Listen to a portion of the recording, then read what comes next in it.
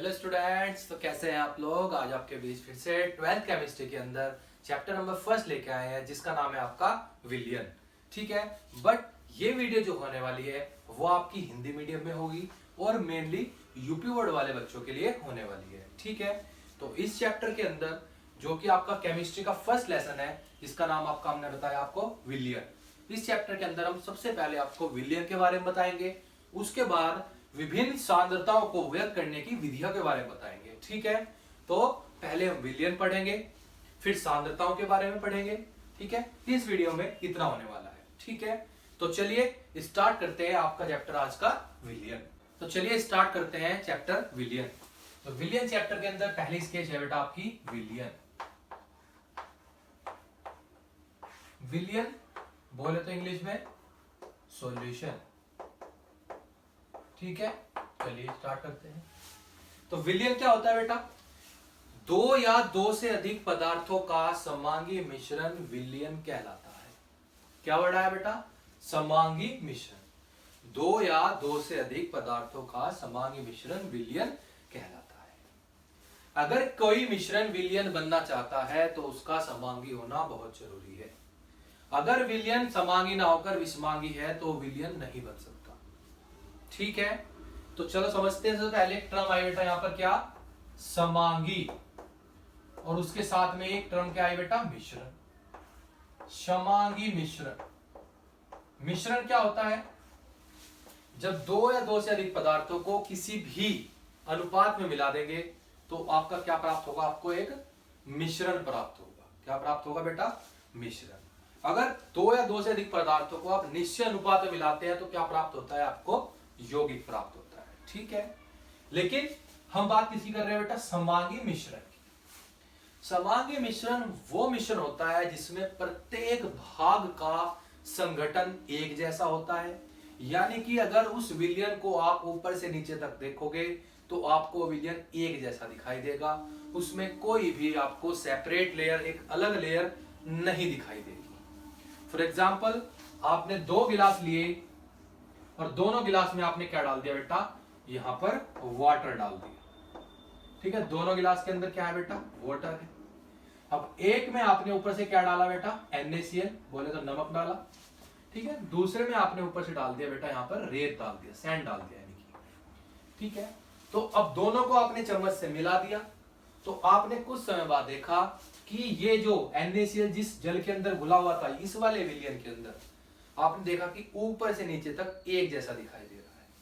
वहीं दूसरी ओर जब आपने जिस पानी के अंदर रेत मिलाया था उसके अंदर रेत नीचे बैठी हुई है और पानी की एक लेयर ऊपर बनी हुई है। तो दो लेयर बन गई, नीचे रेत है, ऊपर क्या है बेटा? पानी है। तो यहां पर क्या हुआ? यूनिफॉर्म तो नहीं है, प्रत्येक भाग का संगठन क्या है? अलग अलग है। समझो किस तरीके से, अगर मैं यहां से एक चम्मच निकालता हूं, ऊपर वाले भाग से चख के देखता हूं, बीच वाले भाग को चख के देखता हूं या नीचे वाले को, तो सेम टेस्ट आने वाला है। ठीक है, लेकिन अगर मैं यहां से रेत ऊपर से निकालूं तो पानी पानी आएगा, बीच से निकालूं तो थोड़ा रेत थोड़ा पानी आएगा, नीचे से चम्मच से निकालूं तो टोटल क्या आ जाएगा बेटा? रेत निकल कर आएगा। तो प्रत्येक भाग का संगठन क्या है? वहां पर अलग अलग है। लेकिन नमक वाले जिसके अंदर पानी मिलाया था, नमक के अंदर हमने, उसके अंदर आपने क्या देखा? आपके प्रत्येक भाग का संगठन क्या है? एक जैसा। ठीक है, दूसरी बात, समांगी मिश्रण में अगर आपने कोई मिश्रण समांगी है और आपने इधर से भी इसके 100 ml निकाले, इधर से भी आपने इसके 100 ml निकाले, इस कोने से भी 100 ml निकाल लिए और इस कोने से भी क्या निकाल लिए बेटा? 100 ml।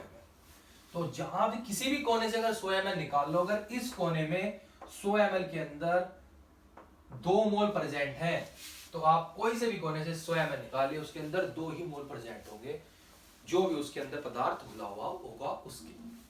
इतनी बात समझ में आती है? तो ये बात किसकी हुई बेटा? समांगी की। ठीक है, दूसरी बात विलियन की क्या है कि विलियन को आप किसी भी विलियन को आप किसी भी साधारण विधि जैसे फिल्टरेशन या सेंट्रीफ्यूगेशन, बोले तो फिल्टरीकरण या अपकेंद्रण विधि द्वारा इनके अवयवों को अलग नहीं कर सकते।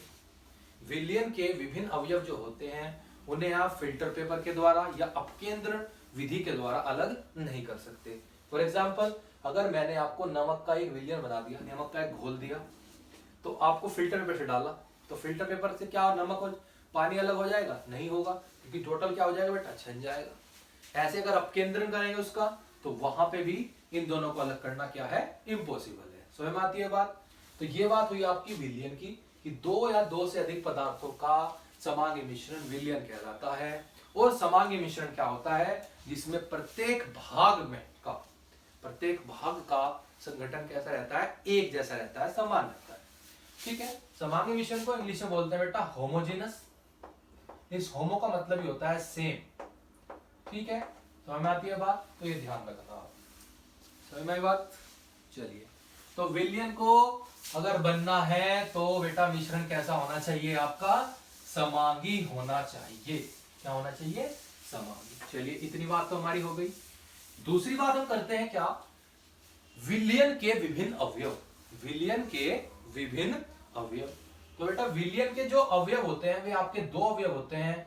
एक अवयव होता है आपका विलेय और दूसरा अवयव होता है आपका विलायक। एक विलेय और एक विलायक। विलेय सोल्यूट और विलायक सोलवेंट। विलेय को क्या बोलते हैं इंग्लिश में? सोल्यूट। और विलायक को बोलते हैं बेटा सोलवेंट। ये दो अवयव होते हैं आपके विलियन के। तो विलियन का वह अवयव जो कम मात्रा में उपस्थित होता है, जो किसमें होता है बेटा? कम मात्रा में उपस्थित होगा, वो विलेय कहलाएगा। और जो अधिक मात्रा में उपस्थित होगा वो आपका विलायक कहलाता है। क्या कहलाता है बेटा? आपका विलायक कहलाता है। ठीक है, तो कम मात्रा वाला विलेय और ज्यादा मात्रा वाला विलायक। दूसरी बात विलेय की क्या है कि विलेय जो होता है वो हमेशा घुलने का काम करता है और विलायक जो है वो घोलने का काम करता है। फॉर एग्जाम्पल, आपने चीनी का एक शरबत यानी कि बना दिया, शरबत बनाया, तो आपने क्या देखा? उसके अंदर चीनी घुल रही है, ठीक है, और पानी क्या कर रहा है? उसे घोलने का काम कर रहा है। तो इसी वजह से कहते हैं जो विलेय होता है वो घुलने का काम करता है और विलायक उसे घोलने का काम करता है। ठीक है। कम मात्रा में और अधिक मात्रा का क्या हिसाब बेटा? आपके घर मान लो आपने शरबत बनाया, तो आप देखते हैं कि पानी आप ज्यादा रखते हैं और चीनी क्या रखते हैं? आप कम रखते हैं। इसका मतलब जो चीनी क्या है? विलेय, वो कम मात्रा में है, और विलायक क्या है बेटा? पानी, वो ज्यादा मात्रा में है। समझ में आई बात? तो जो कम मात्रा में होता है विलियन के अंदर वो विलेय कहलाता है। जो ज्यादा मात्रा में होता है वो अवयव क्या कहलाता है? विलियन का विलायक कहलाता है। ठीक है, तो अगर हम विलेय और विलायक को ऐड कर दें तो हमारा बेटा क्या प्राप्त होगा? आपका विलियन प्राप्त होता है। क्या प्राप्त होता है बेटा? विलियन प्राप्त होता है। समझ में आई बात? तो चलिए, इतनी बात आपको समझ में आई होगी। ठीक है, तो ये आपका विलेय और विलायक। तो दूसरी बात, जो विलायक होता है वो किसी भी विलियन को उसका मीडियम देता है। क्या देता है? मीडियम, माध्यम प्रदान करता है। किस तरीके से? फॉर एग्जाम्पल, आपने चीनी ली, किस अवस्था में थी बेटा? ठोस में। दूसरा आपने पानी लिया, किस स्टेट में था? लिक्विड यानी द्रव था। जब दोनों को मिला दिया तो जो विलियन प्राप्त हुआ वो किस अवस्था में प्राप्त हुआ? द्रव अवस्था में प्राप्त हुआ। और विलायक हमारा किस अवस्था में था? पानी, द्रव अवस्था में। तो जो विलायक होता है वो हमारा किसी विलियन को क्या प्रदान करता है? एक माध्यम प्रदान करता है, एक मीडियम प्रदान करता है। ठीक है, इतनी बात समझ में आती है? तो इसी तरीके से जो हमारा नेक्स्ट टॉपिक आने वाला है बहुत ज्यादा इंपॉर्टेंट है। ठीक है, इंपॉर्टेंट बहुत ज्यादा है, बोर्ड में बहुत बार पूछे जाते हैं इसके क्वेश्चन, न्यूमेरिकल्स भी आते हैं सांद्रताओं पर। तो हमारा जो टॉपिक आने वाला है, मैंने अभी बोला इस पर सांद्रताओं पर, तो हमारा जो टॉपिक है बेटा वो क्या है? सांद्रता। और सांद्रता को व्यक्त करने की विभिन्न विधियां। तो सबसे पहले हम समझते हैं क्या बेटा? सांद्रता को, कि ये सांद्रता होती क्या है। सांद्रता क्या होती है बेटा? किसी विलयन या विलायक में उपस्थित, किसी विलयन या विलायक में उपस्थित विलेय पदार्थ की निश्चित मात्रा उस विलयन की सांद्रता कहलाती है। ठीक है, किसी विलेय पदार्थ की कितनी निश्चित मात्रा एक विलयन या किसी विलायक के अंदर घुली हुई है वो क्या कहलाएगी बेटा? उस विलयन की सांद्रता कहलाती है। क्या कहलाती है? सांद्रता। सांद्रता को व्यक्त करने की विभिन्न विधियां हैं हमारे पास। उसमें सबसे पहले जो पढ़ने वाले हैं हम, कुछ प्रतिशत वाली विधियां होती हैं, ठीक है, परसेंटेज वाली विधियां होती हैं, उन्हें पढ़ेंगे। तो उसमें हमारे पास जो सबसे फर्स्ट आपके पास विधि हम पढ़ने वाले हैं उसमें उसका नाम है बेटा द्रव्यमान, द्रव्यमान प्रतिशतता। द्रव्यमान प्रतिशतता। ठीक है, इंग्लिश में से मास परसेंटेज बोलते हैं, मास परसेंटेज। ठीक है, इसके साथ साथ द्रव्यमान अनुसार या भार अनुसार भी क्वेश्चन में इस तरह से लिख देते हैं, किसे, द्रव्यमान प्रतिशतता को। और क्वेश्चन में इस तरीके से लिखा मिल सकता है W/W परसेंटेज। ठीक है, आगे समझ बात। तो ये आपके पास हमारी पहली सांद्रता की विधि है, द्रव्यमान प्रतिशतता, द्रव्यमान प्रतिशतता। इसमें क्या होता है, इसकी थोड़ी परिभाषा समझते हैं, उसी से फिर इसका फॉर्मूला बनाएंगे। क्या होगा बेटा कि 100 ग्राम विलयन में उपस्थित, 100 ग्राम विलयन में उपस्थित विलेय पदार्थ की ग्राम में मात्रा, विलेय पदार्थ की ग्राम में मात्रा द्रव्यमान प्रतिशतता कहलाती है। क्या कहलाती है बेटा, द्रव्यमान प्रतिशतता कहलाती है। इसके लिए जो हमारा फॉर्मूला होगा W/W प्रतिशत बराबर विलयन की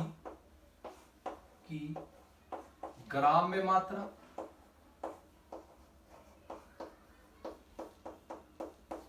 ठीक है, ऊपर किसकी मात्रा बेटा, विलेय की, ग्राम, जीएम लिख देंगे या ग्राम लिख दो आप, मर्जी आपकी, ग्राम में मात्रा इनटू परसेंटेज के लिए बेटा क्या आएगा 100। तो किसी विलयन की 100 ग्राम में उपस्थित विलेय पदार्थ की जितनी ग्राम में मात्रा होगी वो उसकी क्या कहलाएगी बेटा, द्रव्यमान प्रतिशतता कहलाएगी। ठीक है, अगर मैं विलयन की मात्रा 100 ग्राम मान लूं तो इस 100 से ये वाला 100 कैंसिल हो जाएगा, तो विलेय ग्राम की जो ग्राम में मात्रा होगी वही क्या होगी बेटा, उसकी द्रव्यमान प्रतिशतता हो जाएगी। ठीक है, अब इसे समझते हैं क्या होता है ये।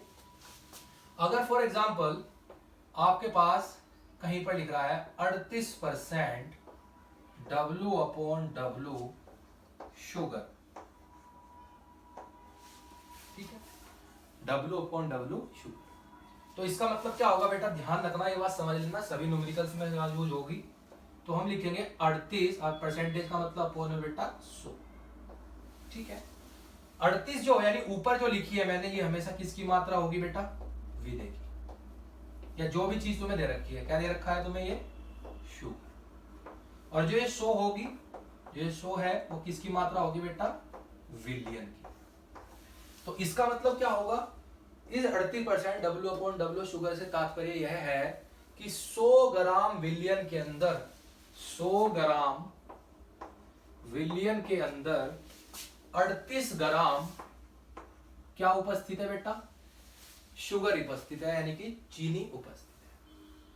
अब विलयन कितने ग्राम का है, 100 का, शुगर क्या काम करेगी, विलेय का। तो आपके पास 100 ग्राम का विलयन है, 38 ग्राम चीनी है, तो हमने पढ़ा था अभी विलयन की मात्रा बराबर विलेय की मात्रा प्लस विलेय की मात्रा प्लस विलायक की मात्रा, ये पढ़ा था हमने अभी, विलयन बराबर विलेय प्लस विलायक। तो विलयन की मात्रा भी है, विलेय की मात्रा भी है, तो विलायक की मात्रा निकाल लेंगे, क्या हो जाएगी 100 माइनस 38, यानी कि 62 ग्राम किसकी मात्रा बच जाएगी आपके पास, विलायक की मात्रा बच जाएगी। समझ में आती है बात। तो ध्यान रखना, मास परसेंटेज बोले तो यानी द्रव्यमान प्रतिशतता में क्या होगा, विलेय की ग्राम में मात्रा, विलयन की ग्राम में मात्रा गुणा में 100। ठीक है, ऊपर जो लिखा रहेगा वो हमेशा जिसकी क्वांटिटी होगी, शुगर दे रखा हो आपको, सुक्रोज दे रखा हो, कुछ भी दे रखा हो, उसकी मात्रा होगी, और अपॉन में जो 100 है वो हमेशा किसकी मात्रा रहने वाली है, आपके विलयन की मात्रा रहने वाली है। ठीक है, इतनी बात समझ में आती है। चलिए नेक्स्ट देखते हैं, आपका नेक्स्ट जो है आपका वो है आपकी आयतन प्रतिशतता।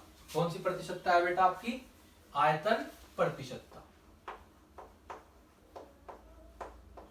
आयतन प्रतिशतता का मतलब बेटा आपका, आयतन का मतलब क्या होता है, वॉल्यूम परसेंटेज, वॉल्यूम परसेंटेज, यानी कि इधर अब क्या होने वाला है बेटा, V/V प्रतिशत, V/V प्रतिशत। ठीक है, तो V/V प्रतिशत का मतलब अब क्या होने होगा, देखो यहाँ पर V/V, V क्या होता है, वॉल्यूम, वॉल्यूम का हम रखते हैं हम ml या लीटर के अंदर। तो यहाँ पे क्या होगा, विलयन की या विलयन का आयतन, विलयन का आयतन, वो भी कायम बेटा ml के अंदर, और ऊपर चाहे वो विलेय हो या विलायक का आयतन, विलेय का आयतन, यानी कि 100 ml विलयन में उपस्थित विलेय के जितने ml उपस्थित होंगे, 100 ml विलयन के अंदर विलेय के जितने ml उपस्थित होंगे वो क्या कहलाएगी, उसकी आयतन प्रतिशतता कहलाती है। क्या कहलाती है बेटा, आयतन प्रतिशतता कहलाती है।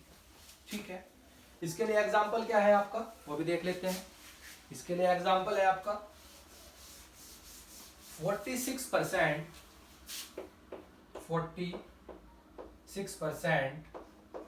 V/V ethanol. क्या है बेटा आपका, एथेनॉल। इसका मतलब क्या होगा बेटा, 46/100, ऊपर जो किसकी क्वांटिटी है, ये एथेनॉल की, अभी बताया था, जो भी दे रखी हो परसेंटेज उसके ऊपर, और नीचे क्या है बेटा, ये आपका विलयन। यानी कि अब की बार क्या होगा कि जो हमारा विलयन है वो कितने ml का है, 100 ml का, और उसके अंदर 46 ml क्या है बेटा आपके, 46 ml क्या है, एथेनॉल के डिसॉल्व। यानी 100 ml के अंदर 46 ml क्या है आपका, एथेनॉल डिसॉल्व है। ठीक है, इस तरह के जो होते हैं, आप होम्योपैथिक स्टोर पे जाओगे या और भी कुछ इस तरह की चीजें आती हैं जो लिक्विड फॉर्म में आती हैं, या अभी तुम देखा होगा स्टिंग वगैरह है, उसमें लिखा रहता है कितने % कंटेन कैफीन V/V, कभी आप देखें जरा। ठीक है, तो होम्योपैथिक की दवाइयों पर भी लिखा रहता है कि इतने % कंटेन अल्कोहल। तो मान लीजिए कोई अगर हमारे पास कोई जो सिरप है वो कितने ml का है, 300 ml का है। कितने ml का है बेटा, 300 ml का। तो 100 ml के अंदर कितना है बेटा, 46 ml। तो 300 के ml के अंदर कितना होगा, 46 × 3 ml। इसका क्या आ जाएगा बेटा, आंसर आ जाएगा। समझ में आती है बात। तो इसका मतलब क्या हो बेटा, आयतन प्रतिशतता का, कि विलयन के 100 ml में उपस्थित विलेय या विलायक कि जो ml में आयतन होगा उसे हम क्या बोलेंगे, उसकी आयतन प्रतिशतता बोलेंगे। ठीक है, 46% V/V एथेनॉल का मतलब था कि 100 ml विलयन के अंदर 46 ml आपका क्या डिसॉल्व है बेटा, एथेनॉल डिसॉल्व है, यानी घुला हुआ है। इतनी बात समझ में आती है। ठीक है, इसके बाद जो हमारा नेक्स्ट सांद्रता है या नेक्स्ट टॉपिक है जो, वो है आपका द्रव्यमान आयतन प्रतिशतता। द्रव्यमान आयतन प्रतिशतता, चलिए इसे देखते हैं। क्या टॉपिक आया बेटा, द्रव्यमान आयतन प्रतिशतता, यानी कि W/V प्रतिशत। अब क्या, अपॉन में वॉल्यूम है और ऊपर क्या है बेटा, ग्राम में क्वांटिटी, द्रव्यमान दिया। ठीक है, तो इसकी क्या होगी डेफिनेशन, इसकी डेफिनेशन होगी बेटा कि 100 ml विलयन में उपस्थित, यानी वो नीचे क्या आ जाएगा आपका, विलयन का आयतन। ठीक है, विलयन का आयतन आ जाएगा। ऊपर क्या होगा, किसी भी अवयव, विलयन के किसी भी अवयव का आयतन। मान लीजिए ऊपर क्या रखा, सॉरी आयतन बोला, विलेय की ग्राम में मात्रा। ठीक है, यानी 100 ml विलयन के अंदर उपस्थित विलेय या विलायक की ग्राम में मात्रा द्रव्यमान आयतन प्रतिशतता कहलाती है। तो विलेय की ग्राम में मात्रा इंटू 100। इतनी बात समझ में आई। तो विलयन का आयतन अपॉन में होगा अब की बार, ऊपर मात्रा होगी ग्राम में, इंटू में क्या हो जाएगा बेटा, 100। ठीक है, फॉर एग्जाम्पल आपको क्या दिया, क्या 38% आपको H2SO4 दिया, सपोज दैट, क्या दे दिया बेटा, और ये क्या दिया आपको, W/V। ठीक है, वैसे तो V/V होता है, लेकिन फॉर एग्जाम्पल समझा रहे हैं। ठीक है, तो इसका मतलब क्या होगा फिर से, कि 100 ml विलयन के अंदर, किसके अंदर, विलयन के अंदर 38 ग्राम क्या डिसॉल्व है बेटा, H2SO4 डिसॉल्व। कितने हैं, 38 ग्राम H2SO4 घुले हुए हैं। तो ये इसका क्या हो गया बेटा, V हो गया, ये किसका क्या हो गया, W। ठीक है, इस तरह के सवाल जब आएंगे W/V वाले, तो वहां पर आपको विलायक की मात्रा निकालने के लिए इस तरह के क्वेश्चंस में आपको घनत्व जरूर दे रखा हुआ विलयन का, जिनकी सहायता से हम क्या करेंगे, विलायक की मात्रा को निकालेंगे। समझ में आई बात? क्योंकि हमारे पास में विलय की मात्रा तो है, यह आयतन किसका है, विलयन का। विलयन का घनत्व मिल जाएगा तो हम क्या करेंगे, उससे विलयन की मात्रा निकाल लेंगे।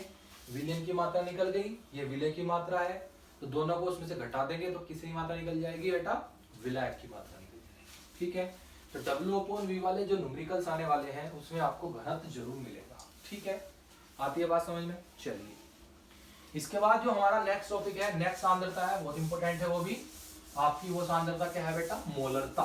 क्या है वो आपकी सांद्रता, मोलरता। तो चलिए देखते हैं मोलरता को। मोलरता इंग्लिश में इसको बोलते हैं बेटा आपका मोलैरिटी। क्या बोलते हैं आपकी, मोलैरिटी। अब इसकी क्या डेफिनेशन होगी बेटा, समझते हैं। किसी विलयन के एकांक आयतन में उपस्थित या 1 लीटर आयतन में उपस्थित किसी पदार्थ के या विलेय पदार्थ के मोलों की संख्या मोलरता कहलाती है। एकांक लीटर या 1 लीटर आयतन विलयन का जो आयतन है उसके अंदर विलेय पदार्थ के कितने मोल उपस्थित होते हैं वो क्या कहलाती है बेटा, उसकी मोलरता कहलाती है। इसे हम कैपिटल M से रिप्रेजेंट करते हैं। इसे रिप्रेजेंट करते हैं बेटा कैपिटल M से। तो फॉर्मूला क्या होगा बेटा, कैपिटल M यानी मोलरता बराबर विलयन का आयतन,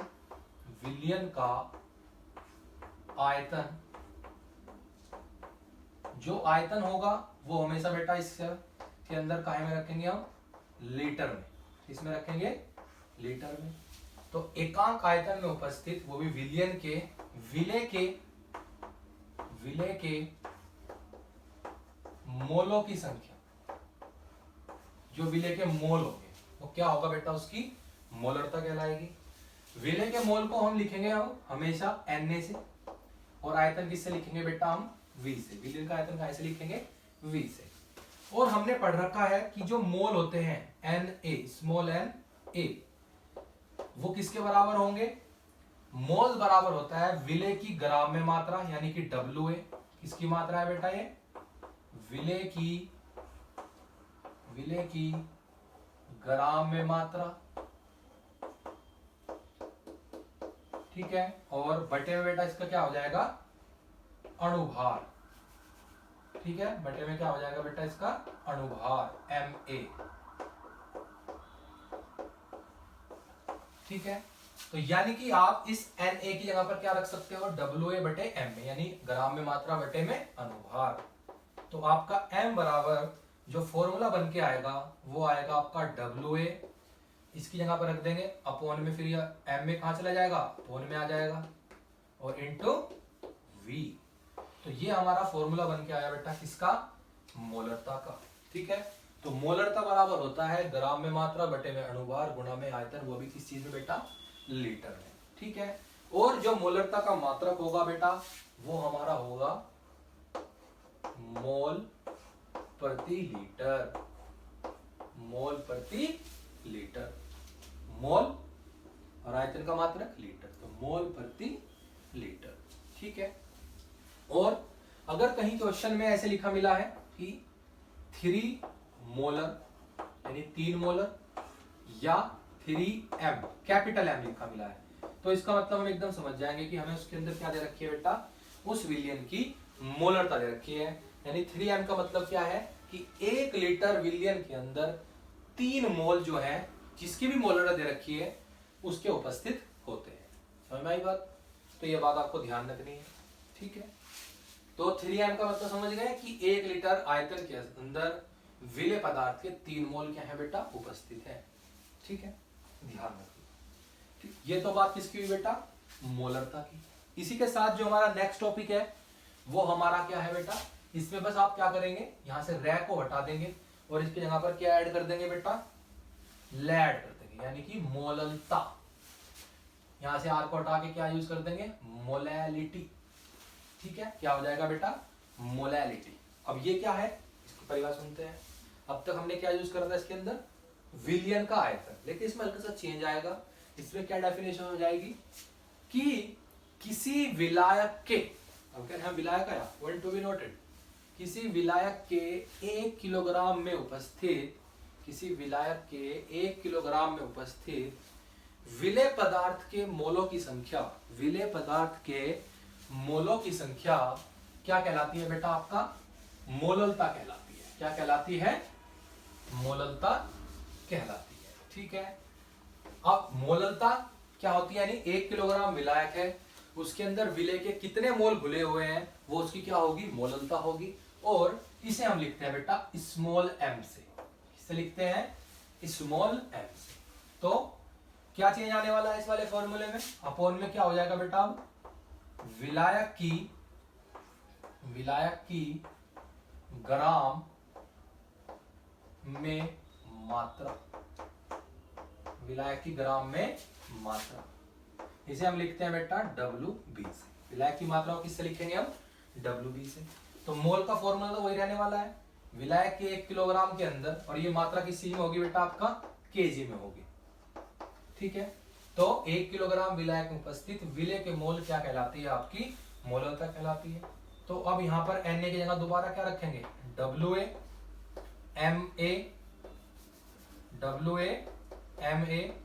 इंटू WB, यानी कि विलेय की ग्राम में मात्रा अपोन में यहां पर क्या होगा? अनुभार गुना विलायक की किसी में मात्रा बेटा होगी? किलोग्राम में मात्रा। आगे समझ बात? तो ये किसकी फॉर्मूला था? आपका मोललता का। इसमें आपको क्या लिखा मिला? मान लीजिए 3 मोलल लिखा मिले, या इस तरीके से मिला ले लिखा हुआ 3m स्मॉल है, तो हम समझ जाएंगे क्या है ये? मोललता दी हुई है हमें। क्या दी हुई है बेटा? मोललता। मोललता के अंदर क्या था? मोलर लिख रहा था, कैपिटल M लिख रहा था। लेकिन मोललता के अंदर मोलर लिखा मिलेगा या स्मॉल m लिखा मिलेगा। ठीक है। इसका मतलब क्या होगा 3m का? कि 1 किलोग्राम विलायक के अंदर 3 मोल विलेय के उपस्थित है। 3 मोल विलेय के उपस्थित है। इतनी बात समझ में आती है? ये बात किसकी हुई बेटा? आपकी मोललता की। किसकी बात हुई? मोललता की। ठीक है। तो चलिए देखते हैं हम नेक्स्ट सांद्रता जो है आपकी, वो है आपकी बेटा नॉर्मलता। क्या है बेटा? आपकी नॉर्मलता। अब ये नॉर्मलता क्या होती है समझते हैं। नॉर्मलता भी बिल्कुल मोलरता की तरह ही होती है, लेकिन अनुभार की जगह पर इसमें क्या यूज करा जाता है? आपका तुल्यांकी भार। ठीक है। तुल्यांकी भार जो होते हैं वे अम्ल, अक्षार और लवण के जो है वे दोनों अलग अलग तरीके से निकाले जाते हैं, यानी तीनों के अलग अलग तरीके से निकाले जाते हैं। ठीक है। तो समझते हैं नॉर्मलता क्या होती है। नॉर्मलता बोले तो बेटा क्या? नॉर्मेलिटी। ठीक है। क्या है बेटा? नॉर्मेलिटी। तो समझते हैं नॉर्मेलिटी क्या होती है। चलिए, विलयन के 1 लीटर आयतन में उपस्थित किसी विलयन के एकांक आयतन या 1 लीटर आयतन में उपस्थित किसी विलेय पदार्थ के ग्राम तुल्यांकों की संख्या, किसी पदार्थ के ग्राम तुल्यांकों की संख्या उस विलयन की नॉर्मलता कहलाती है। उस विलयन की नॉर्मलता कहलाती है। इसे हम कैपिटल N से रिप्रेजेंट करते हैं, प्रदर्शित करते हैं। तो चलिए देखते हैं नॉर्मलता बराबर क्या होगा बेटा? विलयन की या विलयन का आयतन, वो भी बेटा किस चीज के अंदर? लीटर में। कैसे लिखते हैं इसे? V से। ठीक। उपस्थित विलेय के ग्राम तुल्यांक, विलेय के ग्राम तुल्यांक क्या कहलाते हैं बेटा? आपकी नॉर्मलता कहलाते हैं। अब ये ग्राम तुल्यांक क्या होते हैं ये समझते हैं। जैसे मोल पढ़ा था, इस तरीके से क्या है बेटा? आपका ग्राम तुल्यांक है। जो ग्राम तुल्यांक होते हैं ये बेटा बराबर होते हैं आपके विलेय की ग्राम में मात्रा, विलेय की ग्राम में मात्रा, और अपोन में क्या होगा बेटा? इसका तुल्यांकी भार। वहां पर क्या था, अणुभार, यहां पर क्या है बेटा, तुल्यांकी भार। इसे कैसे लिखते हैं हम, ई से, और ये किसकी मात्रा है, विलेय की ग्राम में मात्रा है तो डब्ल्यू ए से लिखते हैं। ठीक है, तो इसका मतलब क्या हुआ कि ग्राम तुल्यांक की जगह पर हम क्या रख सकते हैं, डब्ल्यू ए बटे ई, यानी ग्राम में मात्रा बटे में तुल्यांकी भार। तो यहां से जो n बराबर फॉर्मूला बन के आएगा वो आएगा डब्ल्यू ए, ठीक है, अपॉन में ई यानी कि तुल्यांकी भार इंटू वी यानी आयतन, वो भी किस चीज का, विलियन का, और किस चीज में बेटा, लीटर में। ठीक है, तो ये आपका फॉर्मूला किसका हुआ, नॉर्मलता का, कि एकांक आयतन में उपस्थित विलेय के ग्राम तुल्यांक नॉर्मलता कहलाती है। ग्राम तुल्यांक बराबर ग्राम में मात्रा बटे में तुल्यांकी भार। ठीक है, और यहां पर हमने क्या करा, W A upon E into V. अब बात आती है तुल्यांकी भार की। अगर तुल्यांकी भार निकालना सीखना है तो उसके लिए आपको अनुभार याद होने चाहिए, जो कि मोलरता के लिए भी बहुत जरूरी है और मोलरता के लिए भी बहुत जरूरी है। इस चैप्टर में अनुभार जो है वो पूरे चैप्टर के अंदर बहुत ज्यादा इंपोर्टेंट है, जो आपको याद होने चाहिए, निकालने आने चाहिए। ठीक है, तो आज हम इतना ही पढ़ाएंगे आपको। अब ये सारी सांद्रता जो हमने पढ़ाई है इनमें आप उसका क्या कर लीजिए, एक बार रिवाइज कर लीजिए फॉर्मूलों को। ठीक है, इसके बाद हम नेक्स्ट वीडियो में आपके साथ तुल्यांकी भार निकालना, ठीक है, और इसके साथ आपके बीच क्या लाएंगे हम, तुल्यांकी भार निकालना, अनुभार निकालना, और एक टॉपिक आपका रह गया है जिसका नाम क्या है, मोल प्रभाज। और उसके बाद हम इन सभी सांद्रताओं के ऊपर आंकिक प्रश्नों की एक वीडियो बनाएंगे अलग से। ठीक है, उसके अंदर जितनी भी सांद्रताएं पढ़ाई हैं उन सब के आपको आंकिक प्रश्न वहां पर देखने के लिए मिलेंगे, जो कि आपके बोर्ड में आ सकते हैं। ठीक है, और बहुत ज्यादा इंपोर्टेंट है आपके मोल प्रभाज के न्यूमेरिकल। ठीक है, मोलरता और नॉर्मलता के न्यूमेरिकल। ठीक है, समझ में आती है बात। तो आज के लिए इतना ही। ठीक है, अगर ये वीडियो अच्छी लगेगी तो इसे शेयर करें, ठीक है, और लाइक कर दें। ठीक, धन्यवाद।